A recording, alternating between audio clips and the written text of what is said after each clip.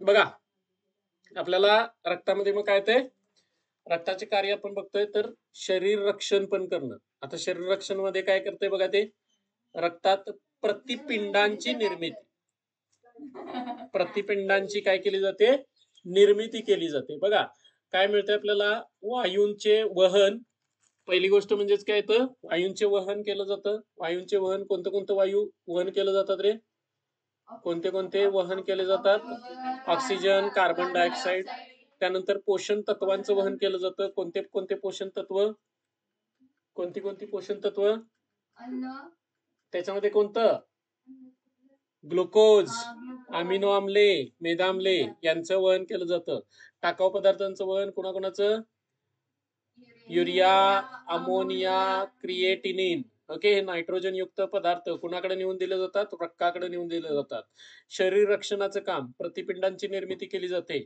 सूक्ष्मजीव आणि उपद्रवी जे काय असतात कण असतात त्यांच्यापासून शरीरांचं रक्षण करण्याचं काम केलं जातं. त्यानंतर मग आपल्याला काय मिळते बघा विकर आणि संप्रेरकाचं परिवहन. विकर आणि संप्रेरक जी तयार होतात स्त्रवतात त्यांना ज्या ठिकाणी न्यायचं आहे अभिक्रिया व्हायची आहे ते रक्ताद्वारे काय केलं जातं वाहून नेलं जातं. मग आपल्या शरीरामध्ये बरेचशी विकर आणि संप्रेरक तयार होतात.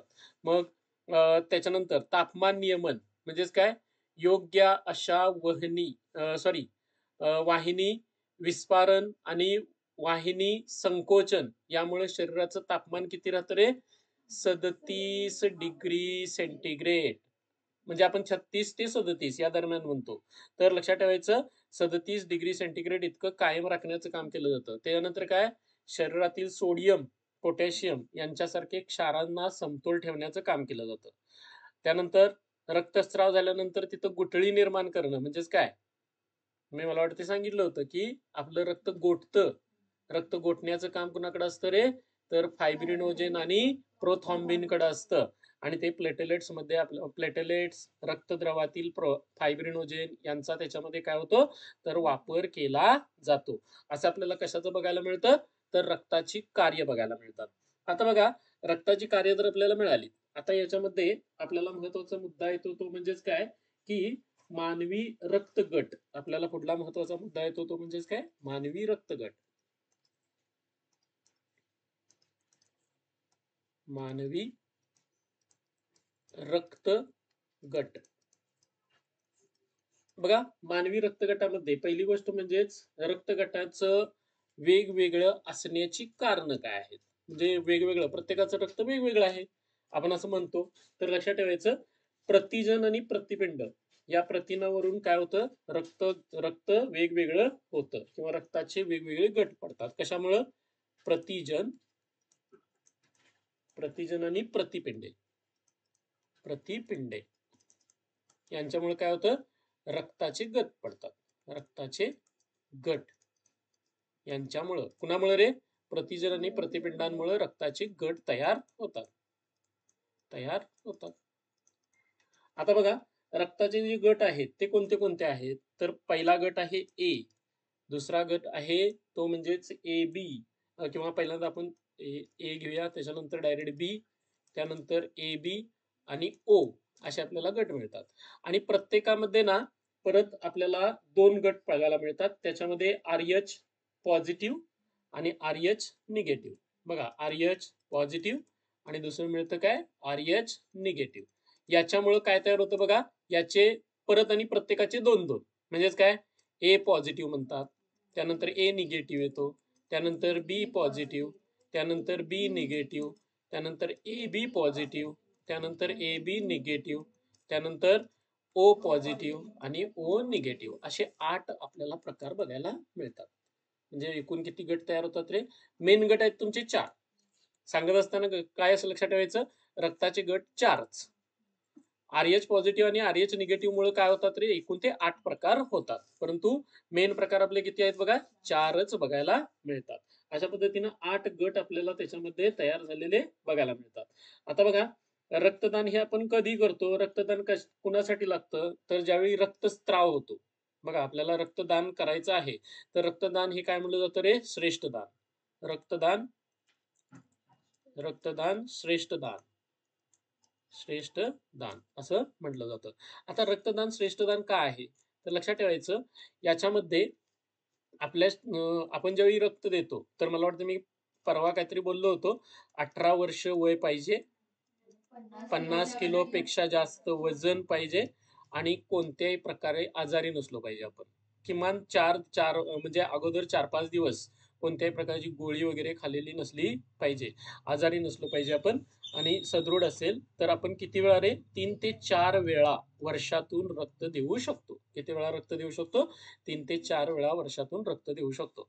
आता बघा हे रक्तदान जे केलं जातं, आता बघा एक वेळा तुम्ही रक्त दिलं तर काय होतं बघा, याच्यामधून ना ह्या 4 गोष्टी वेगळ्या वेगळ्या केल्या जातात. म्हणजेच कोणत्या?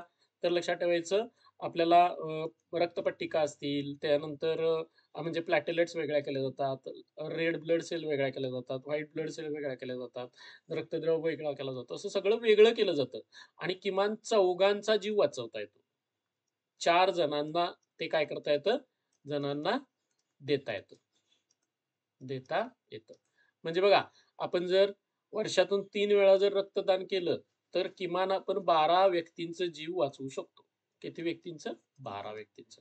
म्हणून रक्तदान कसं आहे? श्रेष्ठ दान आहे. आता हे कधी आपल्याला गरज लागते तर लक्षात ठेवायचं एक म्हणजेच काय? अपघात झाला असेल. अपघातात काय होतंय रे? रक्तस्राव होतो. बरोबर ना? रक्तस्राव. आणि रक्तस्राव झाला की त्याला रक्ताची गरज लागू शकते. रक्ताची गरज. आता बघा दुसरी गोष्ट काय मिळते आपल्याला? Sorry, anaemia. ॲनेमिया त्याच्यानंतर थॅल्सेमिया. थॅल्सेमिया यासारखे, त्याच्यानंतर कॅन्सर यासारखे जे रोग होतात, कॅन्सर वगैरे, यांच्यामध्ये काय होतं? रक्त बदलावं लागतं. रक्त बदल. आणि रक्त बदलण्यासाठी काय करते? रक्ताची गरज लागते. बघा या पद्धतीने आपल्याला रक्ताची गरज लागू शकते. मग आता हे रक्त ज्यावेळी काय केलं जातं? बाहेरील रक्त शरीरामध्ये काय केलं जातं? शरीरातल्या रक्ताची जी कमतरता असते बघा, शरीरातील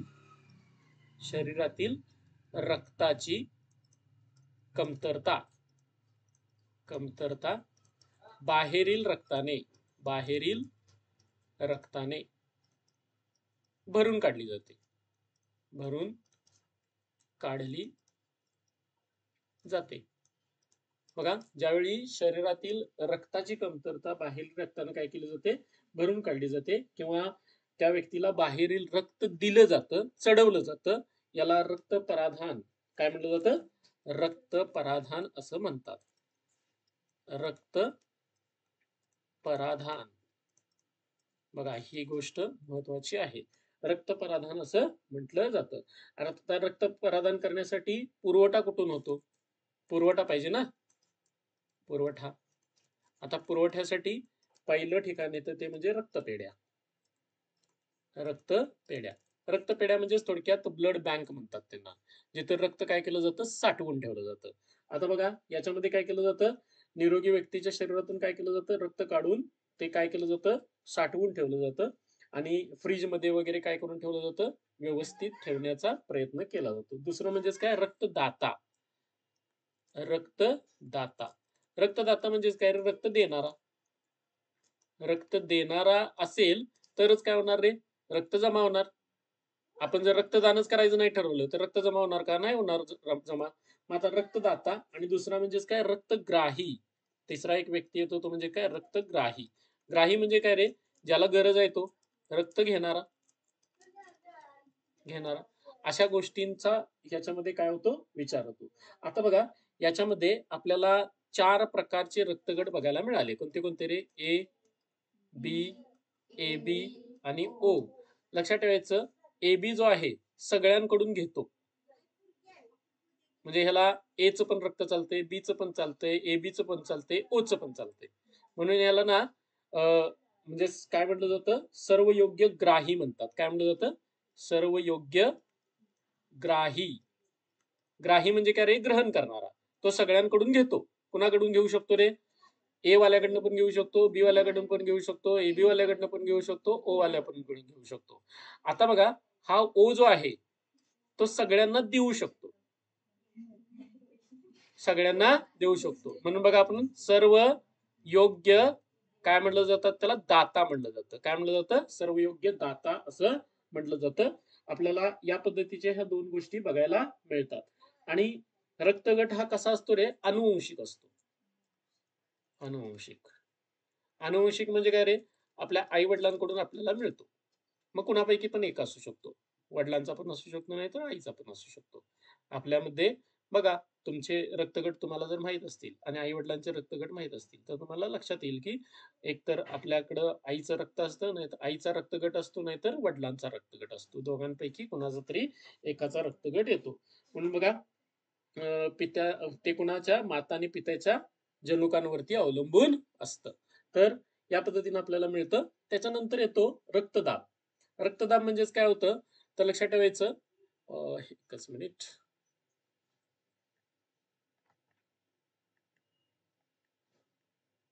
याच्यामध्ये आपल्याला महत्वाचा एक अनेक मुद्दा मिळतो, तो म्हणजेच काय, रक्तदाबाचा मुद्दा मिळतो. रक्तदाब म्हणजेच काय असतं, तर लक्षात ठेवायचं की ज्यावेळी हा इथं आपण कुणाचा विचार करूया, रक्तदाब. रक्तदाब. आता रक्तदाब जर विचारात घेतला, तर ज्यावेळी आपलं हृदय काय होत असतं रे, आकुंचन पावत असतं. आकुंचन. आणि काय होत असतं रे, शिथिलीकरण होत असतं. शिथिलीकरण. तर लक्षात ठेवायचं, आकुंचन पावत असताना आणि शिथिलीकरण होत असताना रक्तामध्ये काय तयार होत असतो, म्हणजेच एक दाब निर्माण होत असतो. आणि हा रक्तामधला दाब कशावरती निर्माण होत असतो रे, धमन्यांच्या भिंतींवरती. धमन्यांच्या भिंतींवरती दाब तयार होतो. आता रक्ताचा जो दाब तयार होतो धमन्यांच्या भिंतींवरती, तो आपल्याला जो मिळतो त्यालाच रक्तदाब असं म्हटलं जातं. काय म्हटलं जातं? रक्तदाब. बघा, आपलं हृदय आकुंचन शिथिलीकरण होत असताना ते काय करत असतं रे, रक्तप्रवाह करतं. रक्त वाहत असतं. आता ते रक्त वाहत असताना कशातून जातं रे, धमन्यांमधून जात असतं. आता धमन्यांमधून जात असताना त्याचा दाब तयार होतो. कशावरती? त्या धमन्यांच्या भिंतीवरती. त्या दाबाला काय म्हटलं जातं? रक्तदाब असं म्हटलं जातं. आता बघा, शरीराच्या सर्व भागांना काय केलं जातं, रक्त पोहोचवण्यासाठी एक ठराविक असा रक्तदाब असणं गरजेचं आहे.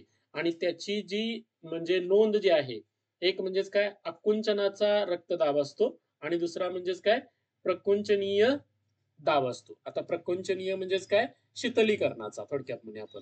ज्यावेळी हृदय काय होतं रे, हृदय आकुंचन होतं. आकुंचन होतं त्यावेळी एक रक्तदाब तयार होतो. रक्तदाब तयार होतो. आणि ह्या रक्तदाबाला सिस्टॉलिक दाब म्हटलं जातं. काय म्हटलं जातं? सिस्टॉलिक दाब. हे डोक्यात राहिलंच पाहिजे. हृदय आकुंचन पावल्यानंतर जो रक्तदाब तयार होतो त्याला कसला म्हणतात रे, सिस्टॉलिक रक्तदाब. त्याला आपण आकुंचक रक्तदाब असं पण म्हणतो. मराठीमध्ये काय म्हटलं जातं? आकुंचक रक्तदाब. रक्तदाब असं म्हणतात. बघा, दुसरा येतो ते म्हणजेच काय, हृदयाचं शिथिलीकरण. काय होत असतं? शिथिलीकरण. आता शिथिलीकरण म्हणजेच काय रे, त्याला प्रकुंचन म्हटलं जातं. काय म्हटलं जातं? प्रकुंचनीय दाब म्हटलं जातं. आणि त्याला डायस्टॉलिक, ह्यावेळचा जो रक्तदाब असतो, त्या रक्तदाब त्याला डायस्टॉलिक दाब असं म्हटलं जातं. ह्याला प्रकुंचनीय रक्तदाब असं म्हणतात. बघा, ह्या दोन गोष्टी इथं महत्वाच्या आहेत. कोणत्या कोणत्या? हृदय आकुंचन आणि शिथिलीकरण होत असतं, त्याच्यामुळे धमन्यांवरती काय तयार होतं रे, दाब तयार होतो. आणि त्या दाबालाच आपण काय म्हणतो? रक्तदाब असं म्हणतो. त्याच्यामध्ये पहिली गोष्ट म्हणजेच काय, हृदय आकुंचन पावतं. आकुंचन पावलं की काय तयार होतो? एक रक्तदाब तयार होतो. त्याला काय म्हणतात? सिस्टॉलिक किंवा त्याला आकुंचक रक्तदाब असं म्हटलं जातं. आणि दुसऱ्या वेळेला ती काय होते रे, शीतलीकरण होते त्यावेळी त्याच्यामध्ये रक्तदाब तयार होतो. त्याला डायस्टॉलिक दाब म्हटलं जातं किंवा प्रकुंचनीय रक्तदाब असं म्हटलं जातं. मग आता बघा, जर विचारात घेतलं तर निरोगी माणसामध्ये हा जो दाब आहे, तो दाब 120 80 मिमी ते 139 89 मिमी पर्यंत असतो. बघा आता ह्याच्यामध्ये पहिली गोष्ट म्हणजेच काय, डायस्टॉलिक आणि डायस्टॉलिक म्हटलं जातं. निरोगी माणसामध्ये हा रक्तदाब सुमारे कुठं असतो बघा, रक्तदाब हा 120 80 मिमी ते 139 89 मिमी, 120 80 मिमी ते 139 89 मिमी मर्क्युरी. काय तर मर्क्युरी, मर्क्युरी म्हणजे काय रे, पारा. पाऱ्याचा जो स्तंभ असतो त्याच्यामध्ये किती बघा, 120 80 139 89 असं आपल्याला बघायला मिळतात हे रक्तदाब. आणि हे रक्तदाब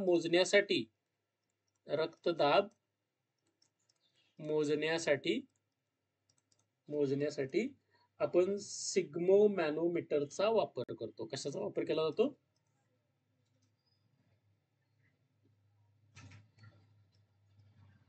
स्पिग्मो मॅनोमीटर. शब्द जरा व्यवस्थित बघूया आपण. स्पिग्मो मॅनोमीटर काय मिळतं? स्पिग्मो मॅनोमीटर याचा वापर केला जातो. कशासाठी? रक्तदाब मोजण्यासाठी केला जातो. बघा आता याच्यामध्ये अनेक महत्वाचा मुद्दा म्हणजेच काय, तर आपण जे रक्त बघतोय त्यातलं ए गट, बी गट, त्याच्यानंतर ओ गट यांचा शोध 1900 साली कार्ल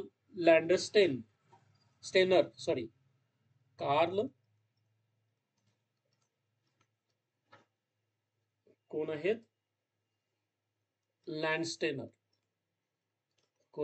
लँडस्टेनर यांनी लावलेला आहे.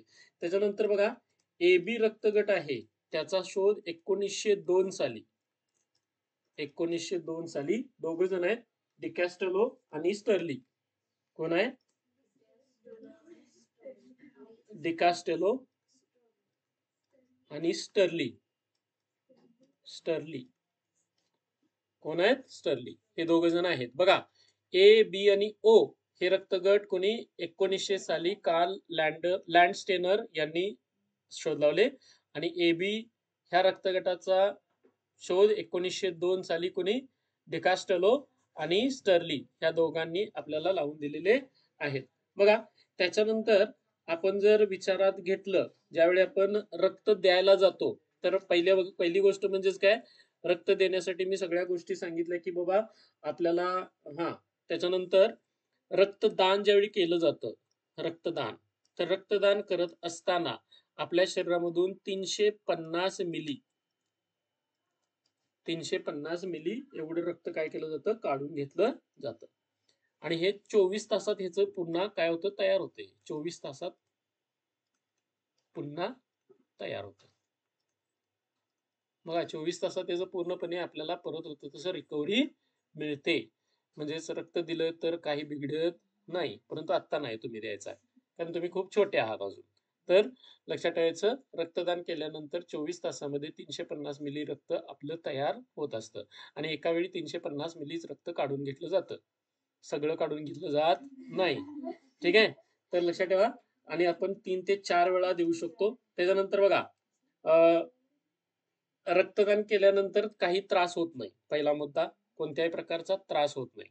त्याच्यानंतर दुसरी गोष्ट म्हणजेच काय, रक्तदान हे गर्भावस्थेमध्ये किंवा स्तनपान करत असताना त्यावेळी दिलं जात नाही किंवा त्यावेळी द्यायचं नसतं. आपल्याला ह्या गोष्टी काही याच्यामध्ये टाळाव्या लागतात. त्यानंतर बघा आपल्याला रक्तदाबामध्ये उच्च रक्तदाब बघायला मिळतो. काय बघायला मिळतो? उच्च रक्तदाब. उच्च रक्तदाबालाच आपण बीपीचा त्रास म्हणतो. कसला त्रास म्हणतो? बीपीचा त्रास. तर बघा इथं आपल्याला सिस्टॉलिक आणि डायस्टॉलिक. आता आपल्याला सिस्टॉलिक म्हणजे काय माहित आहे? सिस्टॉलिक म्हणजे काय रे? आकुंचनाचा. आणि हा डायस्टॉलिक काय तो रे? प्रकुंचनीय. बरोबर आहे, प्रकुंचनीय. किंवा त्याला आपण काय म्हणतो शीतलीकरण. ठीक आहे, हे आकुंचनाच्या वेळी येतं आणि हे शीतलीकरणच्या वेळी येतं. मग सिस्टॉलिक रक्तदाब, साधारण रक्तदाब किती आहे वगैरे 90 ते 119 मिमी. तोच मगाशी आपण एक सांगितलेला होता. सरासरी किती आपल्याला बघायला मिळतो, कुठे गेला, हा इथंच आहे, 120 80 आणि 139 89 हे साधारण रक्तदाब आपल्याला बघायला मिळतात. आता डायस्टॉलिक किती असते बघा रे, बघा पूर्व उच्च रक्तदाब किती आहे 120 ते 139 हे आपल्याला पाठवायला पाहिजे. साधारण रक्तदाब कधी किती मिळतो आपल्याला 90 ते 119 मिमी. कुठला सिस्टॉलिक. त्यावेळी डायस्टॉलिक किती असते बघा रे 60 ते 79. किती येतो 60 ते 79. आता हे कुठं आहे बघा रे, जरास आपण परत मागे जाऊन कुठे गेलं ते, हा बघा 120 80 139 आणि 90 असं आपल्याला 89 म्हणजे 90 आहे सरासरी तो आपल्याला बघा 90 120 आणि इथं 60 79. त्यानंतर पूर्व उच्च रक्तदाब किती असतो रे 120 ते 139 आणि 80 ते 89 पर्यंत. म्हणजे बघा एक सरासरी ह्या रेंजमध्ये जर आपलं रक्तदाब असेल तर बरं आहे, काय प्रॉब्लेम एवढा नाही. त्यानंतर इथं बघा उच्च रक्तदाब अवस्था 1 किती रक्तदाब असतोय 140 ते 160 पर्यंत वाढतो आणि इकडला रक्तदाब किती होतोय 90 ते 99 पर्यंत, म्हणजेच ह्याच्या पुढे जातोय रक्तदाब. ही सुरुवात झाली म्हणायची बीपीचा त्रास, सुरुवात, ह्यांना अजून काय प्रॉब्लेम येत नाही, परंतु ही पहिली अवस्था आणि ही दुसरी अवस्था. दुसरी अवस्था बघा खूपच रक्तदाब काय होतो वाढतो, 160 मिमी पेक्षा पण जास्त होतो आणि इथला किती हो 100 पेक्षा पण जास्त. ही एकदमच वाईट अवस्था आपण म्हणू शकतो. याच्यामध्ये ना माणूस उड्या मारतो धाड धाड धाड धाड, एवढ्या जोरात ते काय करत असतं रक्तदाब तयार होत असतो. बघा असं आपल्याला काय बघायला मिळतात, उच्च रक्तदाबाच्या गोष्टी बघायला मिळतात. हे रक्तदाब आपल्याला याच्यामध्ये बघायला मिळतात. रक्तदाब हा ऍक्च्युली काय होतंय रे, धमन्यांमध्ये अनावश्यक ताण निर्माण झालेला असतो. आता तो ताण कशामुळे निर्माण होतो रे, काल मी सांगितलंय दगड अडकल्यावर, बरोबर आहे. दगड म्हणजे काय कोलेस्ट्रॉल, कोलेस्ट्रॉल अडकल्यानंतर धमन्या कठीण झाल्यानंतर धमन्यांवरती काय होतं कोलेस्ट्रॉल जमा होतं आणि धमन्या एकदम ताठर बनतात कठीण बनतात. त्यावेळी तिथं काय व्हायला चालू होतो रक्तदाब वाढायला चालू होतो. म्हणजे बघा थोडक्यात काय होतं रे, अडथळा आला की पाणी काय करणार रे, ते जाऊ शकत नाही, मग ते काय करणार माग ताण तयार करणार ना. त्यानंतर आपलं मानसिक टेन्शन, त्याच्यामुळे सुद्धा काय होतं रक्तदाबावरती परिणाम व्हायला सुरुवात होते. आणि असे आपल्याकडे रक्तदाबाचे म्हणजेच बरेचसे आपल्याला पेशंट बघायला मिळतात. बघा पहिल्यांदा ही गोष्ट लक्षात आली, आली का रे? ओके.